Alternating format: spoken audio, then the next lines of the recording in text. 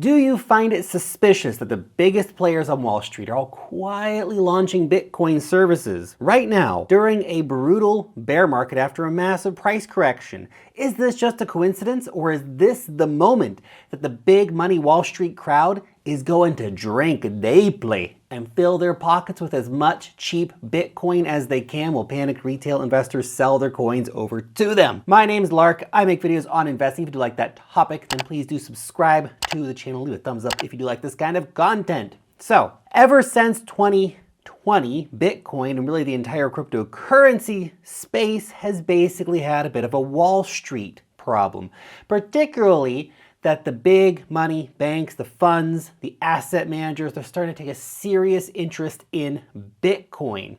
And yes, they're going to bring in huge liquidity and pump up the prices when they want to, but they will also control and manipulate Bitcoin in any way that they can, just like they have done for gold for so many years. We're already seeing the results of those institutionalization moves by the way we move the stock markets. And of course, they also love to trash talk on Bitcoin, especially when the price is down.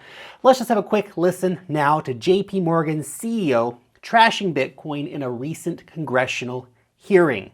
Okay, I'm a major skeptic on crypto tokens, which you call currency, like Bitcoin. They are decentralized Ponzi schemes, and the notion that's good for anybody is unbelievable. So we sit here in this room and talk about a lot of things, but $2 billion has been lost. Every year, $30 billion of ransomware, AML, sex trafficking, stealing, is dangerous.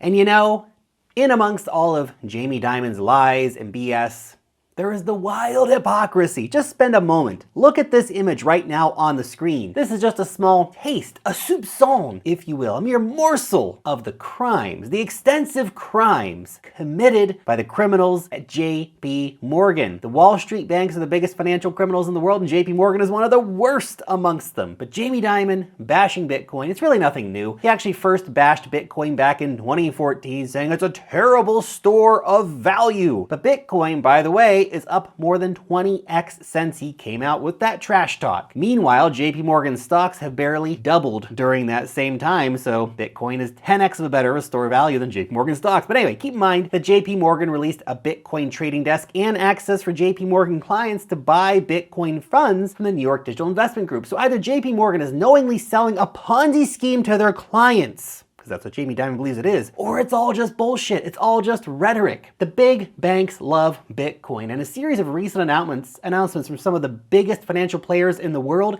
prove this very clearly. In fact, they're almost too well timed to avoid curiosity. At a time when retail involvement in Bitcoin has almost completely dried up, all the big money guys are out there rolling out these new Bitcoin offerings. Bit suspicious if you ask me. Now, before we investigate what these guys are actually doing, let me just break the flow real quick to let you know about Wealth Mastery. This is a weekly cryptocurrency investor report, a newsletter that me and my team write and send to your inbox.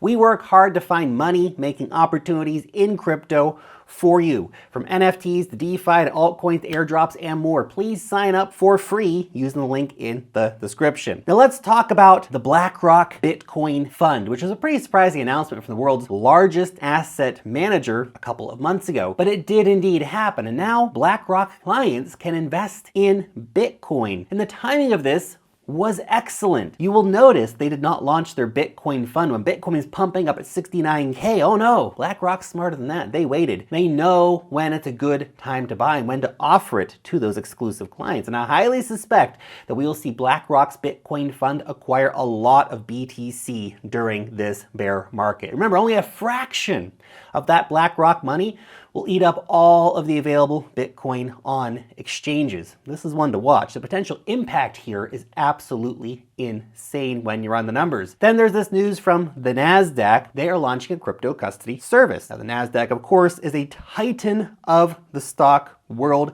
Their entry into the crypto game in such a direct way, it's a very serious move. The big Wall Street players know how big cryptocurrency is going to be. They see how big Bitcoin is going to be, and they want a piece of the pie. It's really that simple. And more importantly, they want to be the most important players in this industry. The NASDAQ offering, for example, will go up directly against custody providers like Coinbase. Then there is this story from Fidelity that Fidelity is planning to allow customers of their brokerage service to be able to buy Bitcoin. Now, formerly, Fidelity's Bitcoin offerings had only been available to their private wealth clients, but this is now opening up BTC to 34 million Fidelity users, which at least will bring Bitcoin to more people, so that's a good thing. But if successful, this is also going to make a very big centralized service provider, Fidelity, a potential top Bitcoin holder, which is not super awesome. Also, side note, there is not enough Bitcoin for each of Fidelity's clients to have even 0.6 BTC. And if we talk about just the Bitcoin sitting on exchanges around 2.4 million Bitcoin, the number available for each Fidelity client is only 0.07 Bitcoin, which is crazy. And finally, this story here, a new crypto exchange called EDX is being launched by Citadel, Charles Schwab, and Fidelity. Just casually, the biggest names in finance launching a cryptocurrency exchange. Charles Schwab, in case you don't know, the second biggest asset manager in the world behind BlackRock, but ahead of Fidelity. Citadel's an absolute giant in